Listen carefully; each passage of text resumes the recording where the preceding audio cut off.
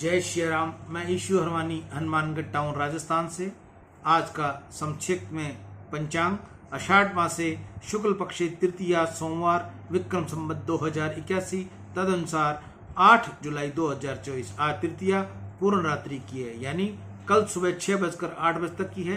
तत्पश्चात तृतीया तिथि का वृद्धि है। आज का विशेष दिन गंडमूल, सर्वार्थ सिद्धि योग, भद्रा, रवि योग, विनायक चतुर्थी। ये था आज का संक्षेप में पंचांग। अब हम आपको सुनाने जा रहे हैं तत्वार्थ रामायण में प्रसंग है 18वां अध्याय का, रामायण का सत्संग। श्री राम के आने के बाद कृष्ण जी आते हैं। तुमको राम जी के दर्शन करने की इच्छा हो तो तुम रामायण का सत्संग करो। जीव रामायण के सत्संग से सुधरता है, रामायण के सत्संग से जीव दिव्य बनता है। रामायण सुनने से मनुष्य को भूल दिखाई देती है। श्री रामचरित्र मार्गदर्शक है। रामायण से प्रत्येक मनुष्य को ज्ञान मिलता है। तुम्हारा मन कैसा है ये जानने की इच्छा हो तो रामायण पढ़ो। जिसका अधिक समय आलस और निंद्रा में जाता है वह कुंभकर्ण है। जो पर स्त्री का काम भाव से चिंतन करता है वह रावण है। जो रुलाता है वह रावण है और परमानंद में रमण करता है वह राम है। रामायण का मनन करोगे तो तुम्हें अपना मन रामायण में दिखाई देगा। मनुष्य का स्वभाव है कि दूसरे की भूल जल्दी दिखाई देती है, परंतु उसे समय की भूल दिखाई नहीं देती। कितने ही लोग ऐसे समझते हैं कि मुझसे कोई भूल होती ही नहीं, मैं जो समझता हूँ, बोलता हूँ, करता हूँ ये सब ठीक होता है। समय को निर्दोष समझे, इसके बराबर कोई पाप नहीं। जगत में निर्दोष एक श्री राम श्री कृष्ण के अतिरिक्त निर्दोष कोई नहीं है। जीव मात्र भूल करता है, पाप कौन करता नहीं। मानव मात्र पाप करता है, अनपढ़ पाप करता है और पढ़ा लिखा भी पाप करता है। इस जगत में ऐसा कोई मनुष्य नहीं कि जिसने पाप न किया हो। पाप न करे यह मनुष्य नहीं, आपत्ति देवता है। परंतु पाप करने के उपरांत जिसको पश्चाताप होता नहीं वह मनुष्य नहीं, आपूति दानव है। जिसके लिए हुए पापों का पश्चाताप होता है वही मानव है। पाप हो यह कोई बहुत बड़ा अपराध नहीं, परंतु पाप स्वीकार न करे, किए हुए पाप के लिए प्रायश्चित न हो, यह बड़ा अपराध है। जिसका पाप प्रकाशित हो जाता है उसके पाप का विनाश होता है। शास्त्र और संत कहते हैं कि मनुष्य को समय के पुण्य गुप्त रखने और पाप जाहिर करना चाहिए। साधारण मनुष्य पुण्यों को बहुत प्रकट करते हैं, परंतु पाप को छिपाते हैं। पाप को छिपाओ नहीं और पुण्य को प्रकट करो नहीं। समाज में पाप जाहिर करने से पाप की आदत छूटती है। पाप समाज में जाहिर करोगे तो पाप का नाश होगा, पुण्य समाज में जाहिर करोगे तो पुण्य का नाश होगा। मनुष्य पाप को मन में छिपाकर रखता है, जिससे उसका जीवन बिगड़ता है। जो पाप छिपाते हैं उसको पाप छोड़ता नहीं। पाप पहले आंख से आता है, पीछे मन में, वाणी में और पीछे आचरण में। एक बार आने के पीछे ये घर कर लेता है। हृदय सिंहासन तो परमात्मा के लिए है, वहां पाप को स्थान होता नहीं। पाप से बहुत सावधान रहना चाहिए। मनुष्य को खबर भी न पड़े ऐसी रीति से वह आंख में, जीभ में और मन में आता है। अनजाने में पाप हो जाए तो उसे बाहर करके जला डालो। एकांत में अपने ठाकुर के पास भी पाप स्वीकार करो। मानव पाप स्वीकार न करे तो भगवान उसे महापाप की तरह गिनते हैं। छिपाए हुए पाप का दंड अति भयानक होता है। मन में बुरा विचार आवे तो उसी दिन दूसरे वैष्णव से कह देना चाहिए। पाप प्रकट करोगे तो वह निकल जाएगा, पाप प्रकट करोगे तब ही जलेगा। पाप करने के बाद जिसको खबर नहीं पड़ती कि मैंने पाप किया है वह मनुष्य नहीं, पशु पाप करता है, परंतु उसको खबर नहीं पड़ती मैं पाप करता हूँ। रामायण की कथा तुम सुनोगे तो अपनी भूल तुमको दिखेगी। तुमको भान होगा कि यह मेरी भूल है, मुझे इसे सुधार लेना चाहिए। रामायण की कथा सुनने से जीवन दिव्य बनता है। रामायण की कथा सुनने से जीवन दिव्य बनता है। जिसका जीवन दिव्य बनता है उसे ही प्रभु के दर्शन होते हैं। साधारण मनुष्य किसी राजा से भी जल्दी मिल नहीं सकता। राजा से मिलना हो तो भी कितनी ही योग्यता संभालनी पड़ती है। एक प्राकृत राजा के पास भी लायक बनकर जाना पड़ता है। तो परमात्मा तो सर्वश्रेष्ठ हैं, प्रभु के दर्शन करने के लिए बहुत योग्य होने की जरूरत नहीं। जिसके मन में पाप है, जिसके घर में पाप है, वह परमात्मा आते नहीं। कचरा पड़ा हुआ हो, वहां जीव का बैठने के लिए मन चाहता नहीं, तो फिर पाप की कीचड़ जमी हुई हो उस हृदय में विराजा प्रभु कैसे सहन होगा। पाप छूटे तो हृदय शुद्ध हो, और हृदय शुद्ध हो तो परमात्मा पधारे। पाप के पंजे से छूटना कठिन है। पाप करने की अनेक जन्म से आदत है, और उन पापों का संस्कार जागने के पश्चात विवेक रहता नहीं, ज्ञान टिकता नहीं। मनुष्य पाप करता ही रहता है। पुण्य का जोर जब तक अतिशय बढ़े नहीं, तब तक पाप की आदत छूटती नहीं। मनुष्य शरीर की अपेक्षा जीभ से, जीभ की अपेक्षा आंख से, आंख की अपेक्षा मन से अधिक पाप करता है। आत्मा इंद्रियों में इतना ओतप्रोत हो जाता है कि इंद्रियां पाप करती हैं, उनको देखता हुआ भी रोकता नहीं। जब तक इंद्रियों को पाप करने की टेव है, तब तक उनको भक्ति रस मिलता नहीं। भक्ति रस मिले तो परमात्मा का दर्शन होता नहीं। इंद्रियों में भक्ति रस भरना हो तो उनको निष्पाप करो। मन में पाप का विचार आए तो तत्क्षण उसे निकाल बाहर करो। कदाचित पाप हो जाए तो प्रभु के पास रो पड़ो, क्षमा मांगो, पश्चाताप करो, फिर दोबारा ऐसा दोष न करने का दृढ़ निश्चय करो और उसके लिए सत्कर्ता रखो। जिसको अपने दोषों का ज्ञान हो जाता है, उसे ही समय की भूल छोड़ने की इच्छा होती है। इसमें ही जीवन सुधारने की भावना जागती है। रामायण का सत्संग करे तो जीव सुधरता है, मन में पाप जलते हैं और मानव नए पाप से बच जाता है। रामायण की कथा सुने तो उसको ज्ञान होता है। मुझसे भूल क्या होती है। साधारण रीति से मनुष्य अपनी भूल मानने को तैयार नहीं होता। किसी को तुम अपनी भूल बताओ तो उसको अधिकतर बुरा ही लगता है। उसको लगता है कि तुम हमारी भूल बतलाने वाले कौन हो, तुम कैसे हो, यह तो मैं नहीं जानता। मनुष्य स्वयं को निर्दोष ही समझता है और अपने दुर्गुणों को भी सद्गुण ही करके मानता है। परंतु जो ये कथा सुनते हैं उनको ही सब दोष का भान होता है।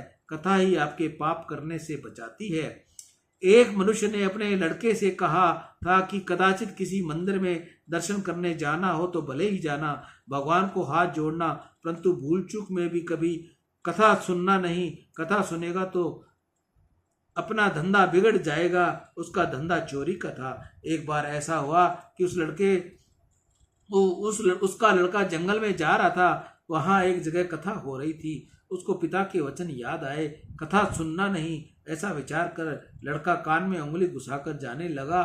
ठाकुर जी की दया आई कि उसके पिता के वचन में कितनी श्रद्धा है, इसलिए प्रभु ने लीला की, उसके रास्ते में कांटा डाल दिया।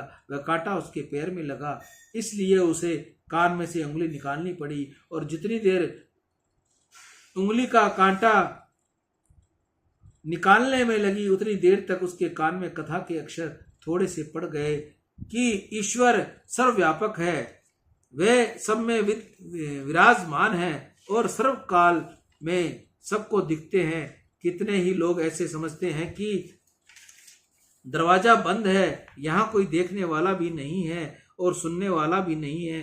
अरे तुम्हारा पाप तुम्हारे अंदर ही बैठा है, यही सब कुछ देखता है और सुनता है। दरवाजा बंद है, इससे क्या। लड़के ने इसे ध्यान से रख लिया और भगवान सबको देखते हैं। बाप बेटा पीछे एक क्षेत्र में चोरी करने गए।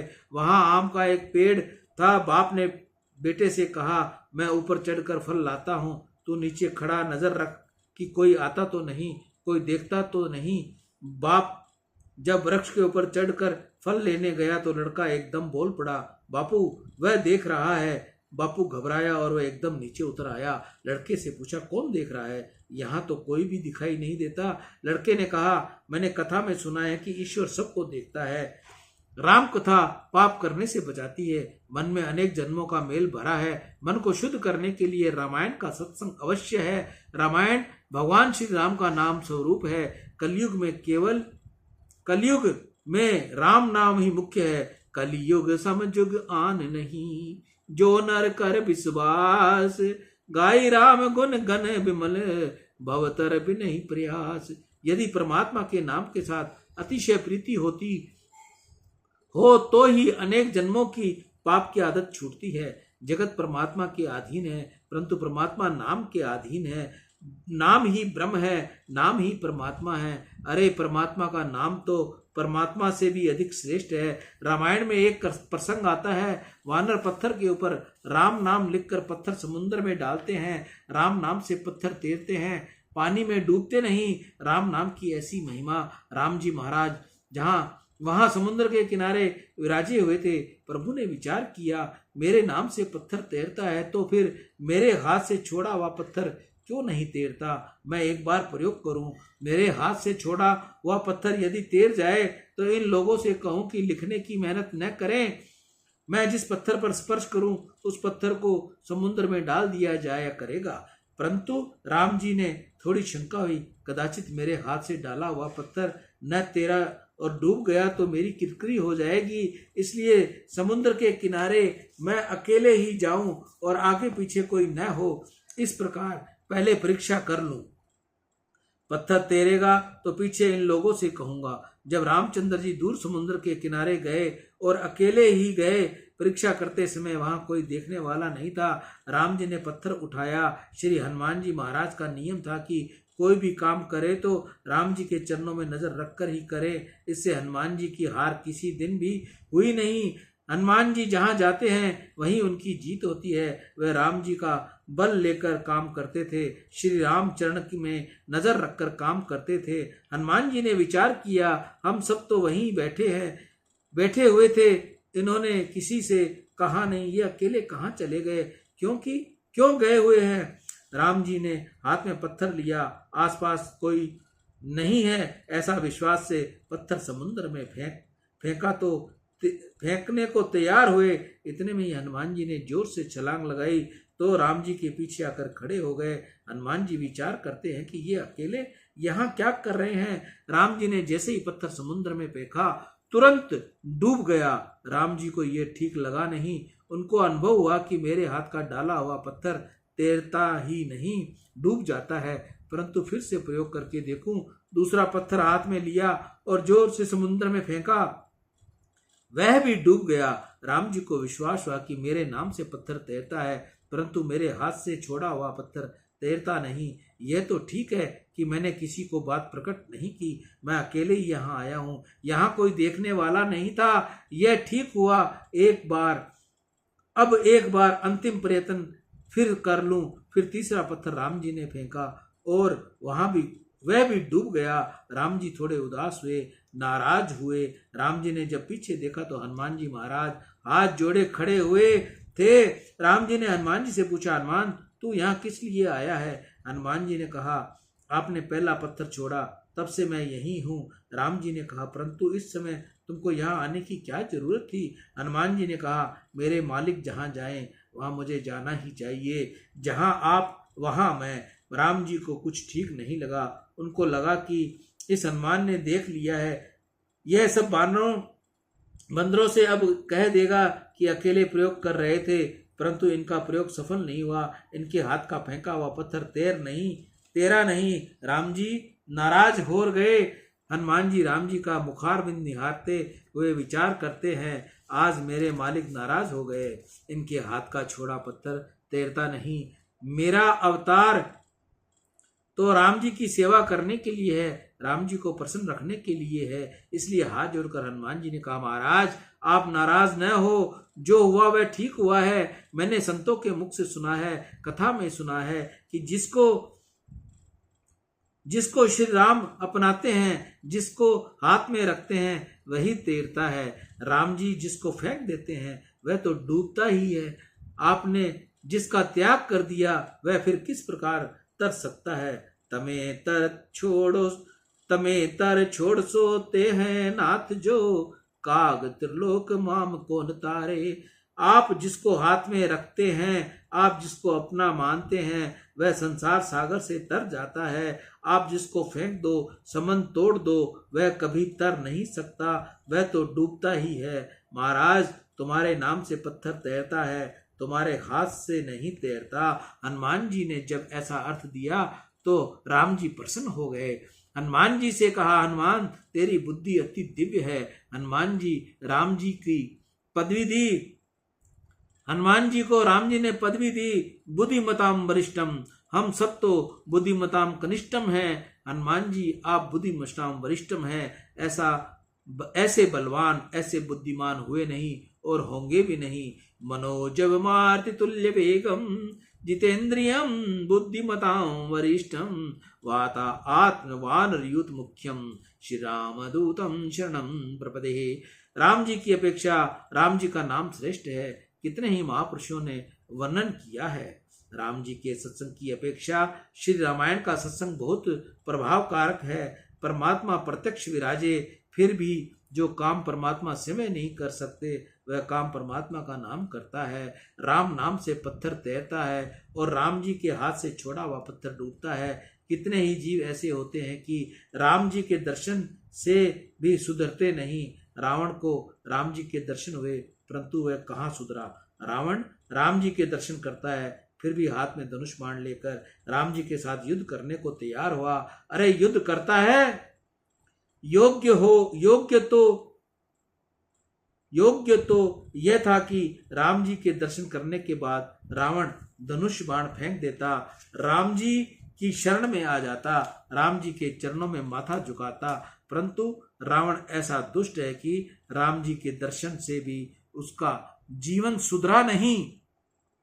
द्वारिकानाथ के दर्शन दुर्योधन को हुए परंतु दुर्योधन सुधरा नहीं। परमात्मा श्री कृष्ण कृपा करके उसके घर पधारे और उसे समझाने लगे। प्रत्यक्ष परमात्मा उसको समझाते हैं फिर भी वह सुधरता नहीं। कृष्ण को वह सन्मुख जवाब देता है। इससे प्रतीत होता है कि कितने ही जीव ऐसे होते हैं जिनको भगवान भी नहीं सुधार सकते। परमात्मा जब सजा देते हैं तभी वह सुधरता है। ऐसे जीवों को ईश्वर सजा करते हैं, मारते हैं। जो काम राम दर्शन से भी नहीं होता वह रामायण के सत्संग से होता है। राम जी रावण को सुधार सके नहीं परंतु रावण रामायण का सत्संग करता था, रामायण की कथा सुनता था, राम राम का जप करता था तो अवश्य सुधर जाता। रावण तो मर गया, दुर्योधन भी मर गया, परंतु इस कलयुग में रावण व दुर्योधन का वंश बहुत बढ़ गया है। अरे रावण दुर्योधन क्या 2-4 सींग थे, वे भी अपने जैसे ही थे। पराये धन को जो दबाकर बैठ जाए वह दुर्योधन।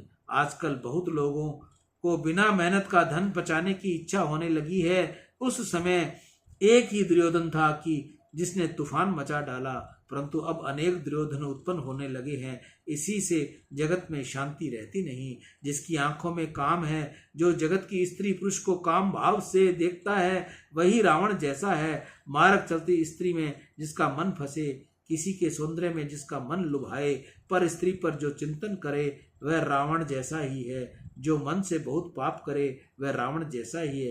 परद्रोही परदार रत पर धन पर अपवाद, ते नर पावर पाप में देह धरे मनुजाद। रावण ब्राह्मण था, ऋषि के वंश में उनका जन्म हुआ था। उसके उपरांत भी उसकी गिनती राक्षसों में हुई। बहुत से लोग तो रावण ब्राह्मण था, बहुत से लोग तो रावण ब्राह्मण था, इस बात को जानता भी नहीं। रावण अर्थात दुष्ट राक्षस, जो आंख से काम भाव रखता है, जो जगत को काम भाव से देखता है, वह ब्राह्मण हो अथवा क्षत्रिय हो, राक्षस जैसा है। तुम आंख से किसको रखते हो? आंख में श्री राम को रखो, श्री कृष्ण को रखो, आंख में परमात्मा को रखो, प्रेम करो, काम भाव मत रखो। काम जिसको स्पर्श करता है वह अपने स्वरूप को नीचे गिरता, उसका पतन होता है। शास्त्र में तो ऐसा लिखा है कि काम सुख कदाचित न भोगो, परंतु मन में काम आवे फिर आंख में काम आवे और उसे ही जीव का पतन होता है। काम का हृदय से स्पर्श हुआ कि उसी क्षण शक्ति का नाश होता है। ये आंख दीपक है, तुम आंख रूपी प्रकाश को कूड़ा करकट देखते हो तो श्री राम को कूड़ा करकट देखते हो कि श्री राम को देखते हो। तुम आंख किसको देते हो? तुम जगत को आंख किस भाव से देते हो? जिसको आंख देते हो वह तुम्हारे मन के अंदर आता है। ज्ञानी पुरुष जगत को अपेक्षा भाव से देखते हैं, अपेक्षात्मक दृष्टि परमात्मा में ही रखते हैं। जगत को उपेक्षा भाव से देखो, अपेक्षात्मक दृष्टि से परमात्मा के स्वरूप पर रखो। भक्ति में आंख मुख्य है। आंख सुधरने के बाद ही भक्ति का सही आरंभ होता है। जिसको स्त्री में सौंदर्य दिखता है, जिसको पुरुष का शरीर सुंदर लगता है, वह क्यों भगवान की भक्ति करता है? अरे वह तो संसार की भक्ति करता है।